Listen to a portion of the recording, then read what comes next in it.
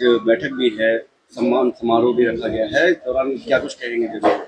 सबसे पहले तो मैं महावीर की धरती जमुई को नमस्कार प्रणाम करता हूँ। और ये कुशवाहा समाज की बैठक नहीं है, एक संस्था है अखिल भारतीय मौर्य शिक्षक शिक्षा मंच। उसी के तत्वाधान में राम वृक्ष प्रसाद शिक्षक सम्मान समारोह, राम वृक्ष प्रसाद उत्कृष्ट नागरिक सम्मान समारोह और मुंद्रा देवी प्रतिभा सम्मान समारोह का हर एक जिले में संस्था के द्वारा आयोजन हो रही है। और ये हमें लगता है कि 7वां जिला है जो हम जमुई में आए हैं। यहाँ भी हम लोग जो उत्कृष्ट नागरिक हैं, समाज सेवी हैं, जो सेवा के क्षेत्र से जुड़े हुए हैं, वो लोग छात्र छात्राएं जो बढ़िया कर रहे हैं, अचीवमेंट कर रहे हैं जो लोग, उनको, और वैसे जो शिक्षक जो बीपीएससी से शिक्षक में बहाली हुए हों या सेवानिवृत्त जो शिक्षक हैं, उनको हम लोग सम्मानित करने का काम और प्रशस्ति पत्र देने का काम करते हैं।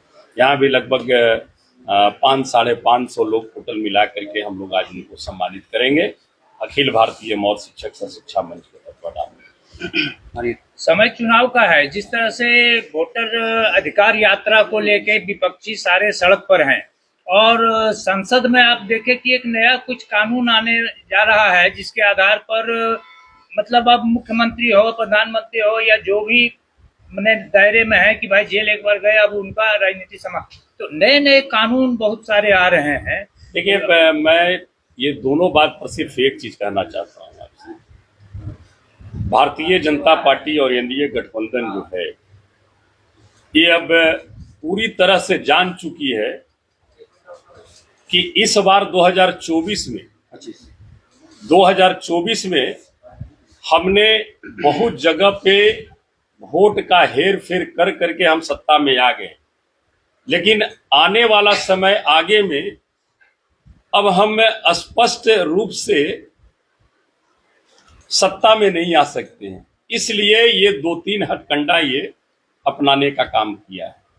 SIR और ये जो कानून लाए हैं कि जहां पर उनका जनमत हासिल नहीं होगा, वैसे जगह पर इस कानून को हाथ में लेकर के जिस तरह से अभी election commission Bharatiya Janata party का एक प्रकोष्ठ के रूप में काम कर रही है, उसी तरह से देश के जितने भी संस्थाएं हैं, आप देख रहे होंगे, पूरी देश और दुनिया देख रही है कि केंद्र सरकार की जितनी भी संस्थाएं हैं सरकारी, वो सबको अपने फायदे के लिए यूज कर रहे हैं।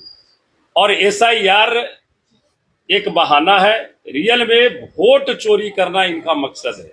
और खास करके वैसे जो इंडिया गठबंधन का जो कोर वोटर हैं, उनको चिन्हित कर करके उनको वोट देने से वंचित किया जा रहा है। आप पत्रकार बंधु हैं, जब वोट देने का अधिकार ही नहीं रहेगा तो फिर रह जाएगा। ये तो लोकतंत्र की हत्या है।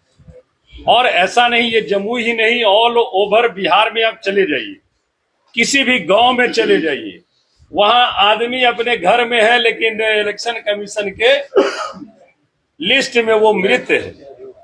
वैसे एक गांव नहीं है, एक जिला नहीं है, बहुतों जिला, बहुत सारा प्रमाण है। हम लोग प्रमाण देने का काम करते हैं, लेकिन इलेक्शन कमीशन और सरकार उस पर जवाब देने का काम नहीं करती है। जवाब सरकार किस पर देगी? Election commission. जो Bharatiya Janata party election commission को लिख के देगा, वही इलेक्शन कमीशन प्रेस कॉन्फ्रेंस के माध्यम से जवाब देगी। तो ये स्थिति है देश की। इसलिए हम लोग सदन में हमेशा मांग करते रहे कि आप SIR पर चर्चा करो। तो आखिर चर्चा करने से सरकार क्यों भागी? क्यों नहीं सदन चला करके उसने SIR पर चर्चा की?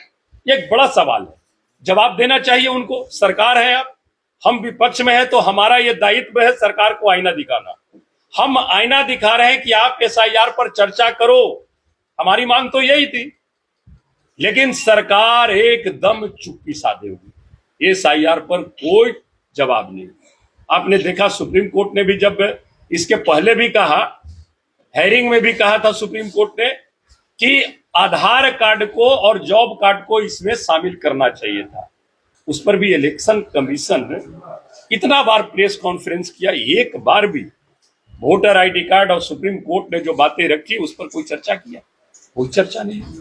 तो ये सीधा सीधी लोकतंत्र का हमला है।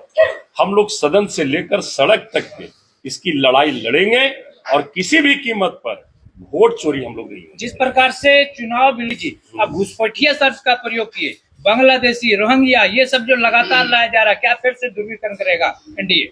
हमको भारतीय जनता पार्टी के प्रवक्ता और इलेक्शन कमीशन बता दी, इन्होंने जब एसआईआर लाया था तो सिर्फ एक ही बात बोला था एसआईआर पर कि हम घुसपैठियों को वोट देने का अधिकार नहीं देंगे, हम उसके साथ हैं। लेकिन एसआईआर गहन पुनरीक्षण कार्य किए, बिहार में कितने घुसपैठिए मिल गए, कितने घुसपैठिए मिले? जवाब दे देना इलेक्शन कमीशन। कहां बांग्लादेशी मिले, कहां पाकिस्तानी मिले, कहां रोहिंग्या वाले मिले, कहां नेपाली मिले? अब उस पर कोई सवाल नहीं है। इन्हें तो जब ये पुनरीक्षण कार्य किया और जब कोई भी घुसपैठिए इन्हें नहीं मिले, इनको तो स्पष्ट तौर से ये जवाब देना चाहिए कि हमने जिस चीज के लिए किया था कि घुसपैठिए यहाँ मिलेंगे, कोई भी घुसपैठिए नहीं मिले हैं, इसलिए एसआईआर को हम वापस लेते हैं। कहाँ किया उन्होंने? अब जब ये कर रहे हैं उसके बाद फिर कभी भी इलेक्शन कमीशन ये नहीं कह रही है कि हम दूसरे देश के लोग हैं उनको हम रोकने का काम करते हैं।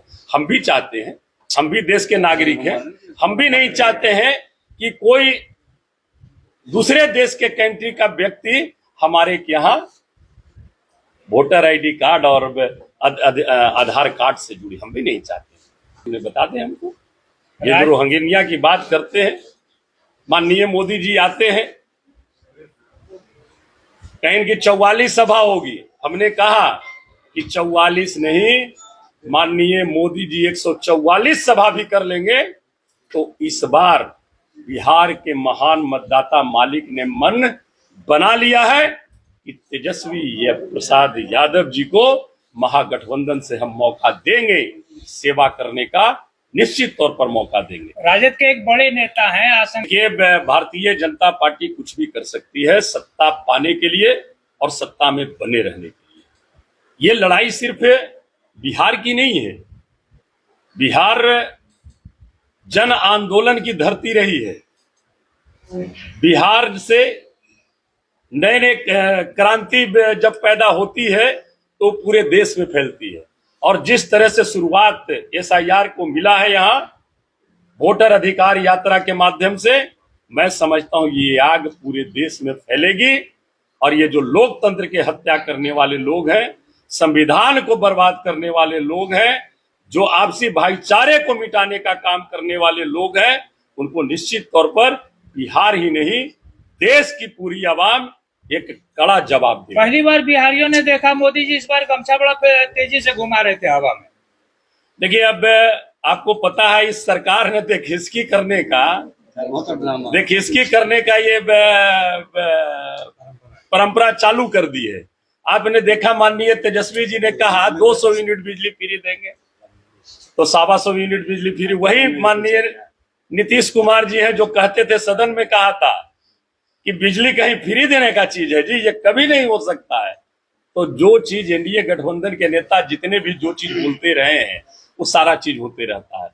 देश के लोग आते हैं, अब दरवाजा बंद है, अब कभी भी भाजपा में हम नहीं लेंगे नीतीश जी को, जब तक के कबाड़ेंगे नहीं तब तक के खोलेंगे नहीं। क्या क्या भाषा, क्या क्या बोलते थे, हम लोग नहीं बोले, वही लोग बोलते रहे। और ये आप जान लीजिए, सारे चीजों को देश की और बिहार की महान मतदाता मालिक समझ चुकी है। और इसी से उनको सबसे बड़ी घबराहट एनडीए को इसी से है कि इस बार हमारी सत्ता बिहार से जाने वाली है। एनडीए के एक मंत्री नेता कभी इस शब्दों का इस्तेमाल नहीं करते हैं। माफी तो उन लोगों को मांगनी चाहिए जितना अमर्यादित भाषा और जितना अनपार्लियामेंट्री भाषा का उपयोग एनडीए गठबंधन के लोग करते हैं। मैं समझता हूं कि शायद ही कोई लोग अमर्यादित भाषा का उपयोग राजनीति में करते हैं। कल जदयू अनेकों भाषा, एक भाषा नहीं, मतलब हम करें तो ठीक है और आप करिए तो फिर गड़बड़ है। हमारे के यहाँ अगर कोई है तो वो दागी हैं, आपके यहाँ चले गए तो पाक साफ है भाई। और ये महाराष्ट्र से लेकर के बिहार में भी देख लीजिए।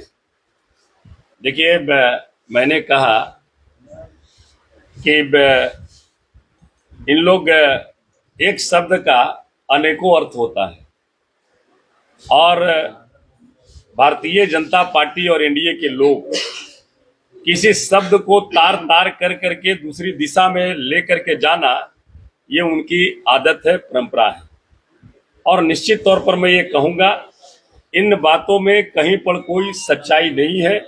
जवाब ये देना चाहिए जनता दल यू के लोगों को कि एसआईआर का अभी तक आपने विरोध क्यों नहीं किया। बहुत सारे जनता दल यू के भी बहुत सारे जो लीडर्स हैं वो आवाज उठाए थे। एनडीए गठबंधन के घटक दल के भी जो साथी हैं उन्होंने भी आवाज उठाई थी, लेकिन ये भारतीय जनता पार्टी के तानाशाही रवैये के कारण उनकी बात को भी दरकिनार किया गया। एनडीए गठबंधन के भी जो घटक दल हैं बिहार में, वो उन्होंने भी सवाल किया था। बहुत सारी पार्टियों का, 2-3 पार्टियों के लोगों ने सवाल उठाया था एसआईआर पर, लेकिन उसकी कोई चुप्पी नहीं। भारतीय जनता पार्टी जानता है लोग कि अगर ज्यादा हम विरोध करेंगे तो ऊपर से ईडी, सीबीआई सारे लोग हमारे पास। लेकिन जिस तरह के राज्य के नेता नहीं बल्कि देश के भी नेता आके करते हैं। मैं धन्यवाद देना चाहता हूं माननीय तेजस्वी प्रसाद यादव जी को।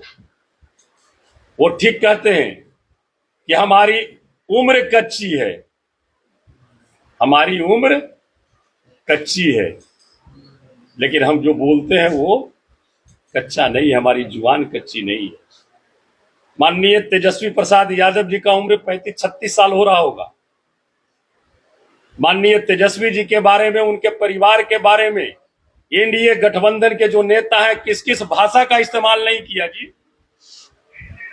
लेकिन धन्य है तेजस्वी प्रसाद यादव, इतना सब कुछ करने के बाद भी, सुनने के बाद भी उन्होंने अनपार्लियामेंट्री भाषा का इस्तेमाल आज तक कभी नहीं किया।